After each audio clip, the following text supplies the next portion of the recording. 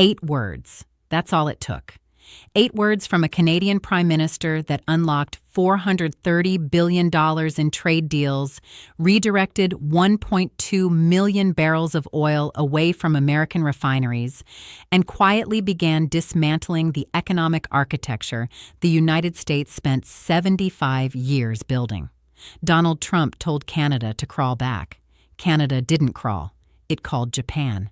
And the numbers that dropped this morning reveal something Washington may not fully understand yet. What just happened cannot be undone.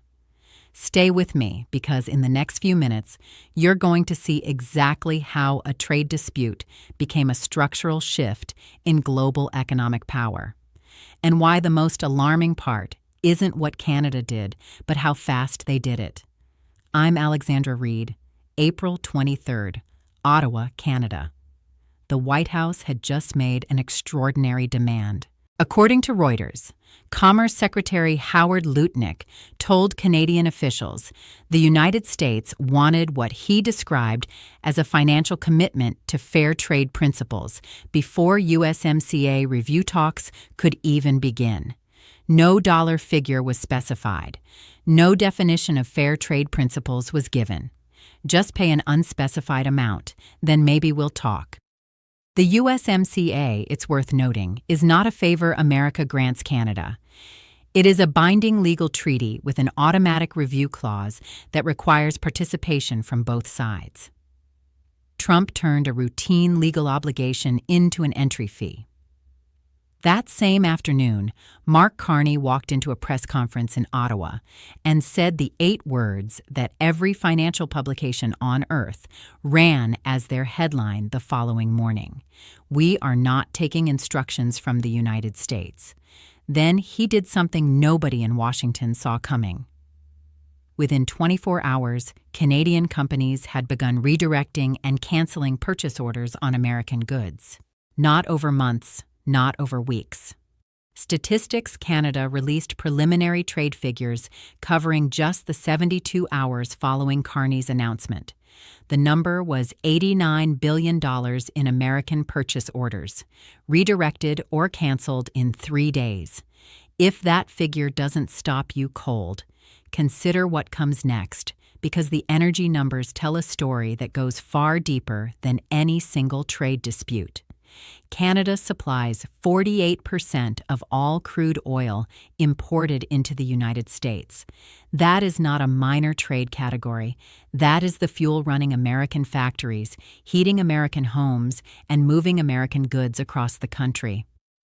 Alberta-based energy firm Cenovus told Bloomberg it had signed a 15-year supply agreement with a consortium of Asian refiners. Volume: 1.2 million barrels per day. Crude oil that was flowing to refineries in Texas and Louisiana. Past tense. TC Energy, which operates the pipelines feeding natural gas into the American Midwest, announced it was exploring a partnership with South Korean infrastructure firms to build liquefied natural gas export terminals on Canada's west coast. The company's CEO told CNBC the decision was a direct response to what he called an increasingly unreliable trade environment. Let that phrase land for a moment. The United States, the largest economy on Earth, the anchor of the post-war global order, is now being described by its closest trading partner as an unreliable trade environment. And Carney was just getting started, because what happened over the next 72 hours crossed a threshold that economists have a specific name for, and once you hear it, you'll understand why this story is bigger than Canada, bigger than trade, and bigger than any one election. Mark Carney is not a protest politician. He was governor of the Bank of Canada from 2008 to 2013. Then he ran the Bank of England until 2020. The man who appointed him in London was David Cameron, a conservative. Carney is an economist. He doesn't act on emotion, he acts on calculation. And his calculation, delivered in real time across 3 continents in 72 hours, is the most significant geopolitical economic move any American ally has made since the post-war order was established. On April 24th, Carney flew to Brussels, not for a photo op, for a signature. Canada and the European Union finalized a comprehensive economic partnership that had been stalled in committee for 18 months. Ratification took 72 hours. The deal eliminates tariffs on 98% of goods. It opens Canadian financial services to European markets. It creates regulatory alignment that makes Canada-EU trade as frictionless as Canada-US trade used to be. European Commission President Ursula von der Leyen stood at the signing ceremony beside Carney and said 7 words that the room understood completely. Reliable partners don't weaponize interdependence. She did not say the name Trump. She didn't need to. 2 days later, Carney landed in Tokyo. Japanese Prime Minister Fumio Kishida had been waiting for this moment since 2017, when Trump withdrew the United States from the Trans-Pacific Partnership. Japan never stopped wanting that agreement.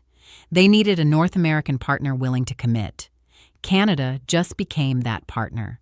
The framework signed in Tokyo covers energy, technology, automotive manufacturing, and rare earth minerals.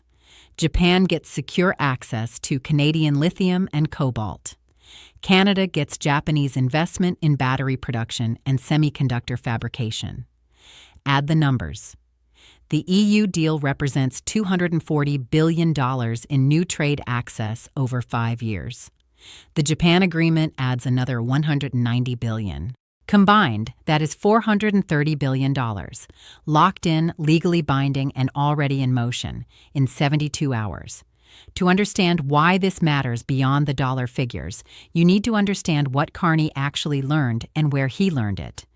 In 2022, Russia cut natural gas supplies to Europe. Germany nearly froze. Not because it was weak, because it was dependent. One supplier, one choke point. When that supplier turned the valve, Germany paid the price in energy costs, in industrial shutdowns, in political crisis. Germany spent 2 years rebuilding its energy infrastructure after learning that lesson. Canada just decided to learn it before the bill arrived. Carney watched Germany. Then he looked at Canada's own numbers.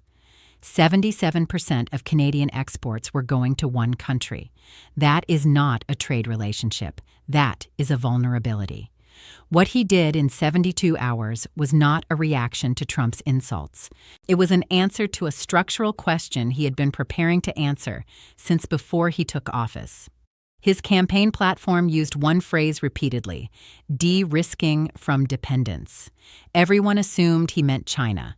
Turns out he meant any country that treats trade as leverage rather than partnership. Here is what makes this moment irreversible, and I mean that word precisely.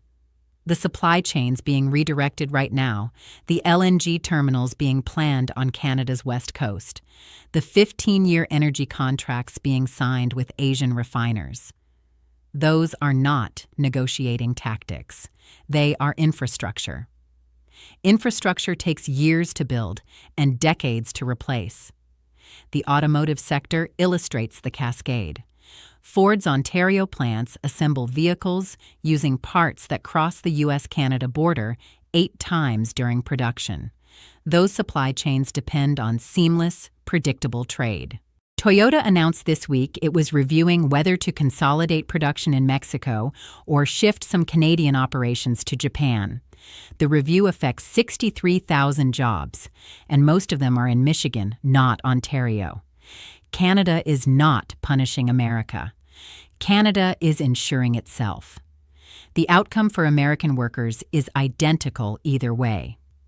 By the time Washington fully registers what has shifted, the concrete will already be dry.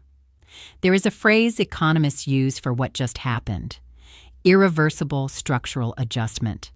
It means the old architecture cannot be reassembled, even if both sides want it back. Japan is not going to unsign the Tokyo Agreement. The EU is not going to unratify the Brussels Partnership. Those doors are now permanently open. And every time an ally feels economic pressure from Washington, another country walks through them. Trump's doctrine is transactional. Allies pay, or they are not allies. The mathematical problem with that doctrine is precise. You can extract value from a relationship for exactly as long as the other side has no alternative. The moment alternatives exist, the extraction ends, and it cannot restart because the partner who built alternatives did so specifically to ensure they would never be in that position again. Carney did not just sign trade deals, he proved that the alternatives exist, and that proof, once demonstrated publicly with $430 billion in contracts, cannot be withdrawn. The broader strategic picture should concern every American policy analyst, regardless of party. South Korea ships a combined 70% of its exports to the United States and China. What happens when Seoul decides that concentration is a vulnerability, not a strength? Japan relies on American military protection, but Tokyo is now watching American treaty obligations come with conditions. Germany rebuilt its energy infrastructure after Russia. The lesson was supposed to be about Moscow. It applies equally to any partner who uses interdependence as a weapon. For 75 years, American global power rested on two pillars: military strength no one could match, and economic gravity no one could escape. The military pillar still stands. But this week, for the first time, an ally demonstrated publicly, with signed contracts and ratified treaties, that the economic gravity can be escaped. Not by an adversary, not by a rival, by a partner who wanted the relationship to work, who shares American values and American history, and who simply decided that wanting something and needing it are not the same. The irony is almost surgical. The USMCA, Trump's own signature achievement from his first term, the deal he called the greatest trade deal ever made, was designed to deepen Canada's integration into the American economic orbit. 5 years later, his demand for an entry fee to review his own deal is the precise action that pushed Canada to build the exit. Here is what we know, confirmed as of this morning. Canada signed trade agreements worth $430 billion with Europe and Japan in 72 hours. Canadian companies canceled or redirected $89 billion in American purchase orders in 3 days. A 15-year energy contract redirecting 1.2 million barrels per day to Asian refiners is legally binding and operational. The USMCA review is legally required to begin in July, with or without American participation. 99% of American potash comes from Canada, with no short-term alternative. And Mark Carney was elected on a platform of reducing dependence, and just delivered exactly what he promised. What we do not know is whether Washington understands that what just happened is not a negotiating position. You can threaten an ally once and call it leverage. You can threaten them twice and call it strategy. But when they stop answering the phone and start signing contracts on 3 continents, the word for what you have lost is not leverage. It is relevance. For 75 years, American power rested on the assumption that allies needed America more than America needed them. Canada just spent 72 hours and $430 billion proving that assumption was never permanent. It was a choice, and choices can change. Now, I want to ask you something directly, because I think it is the most consequential question in international economics right now, and almost nobody is asking it clearly. Can Canada actually replace American market access with European and Asian alternatives long-term?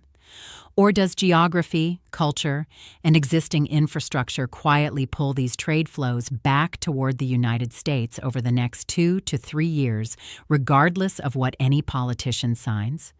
People watching this right now work in energy, in supply chain logistics, in trade finance, in policy. Tell me what you think actually happens when the politics fade and the economics take over. Drop your answer below. I read every comment, and we update this analysis daily as the numbers come in. If you want to see what happens when the concrete dries, subscribe. This story is not over. It is just beginning.